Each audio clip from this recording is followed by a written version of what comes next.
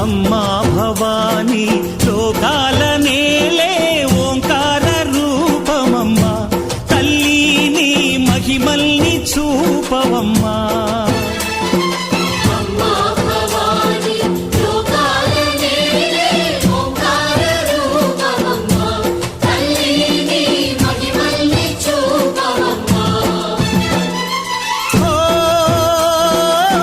సృష్టికే దీపమా, శక్తికే మూలమా, సింహరథమే నీదమ్మా.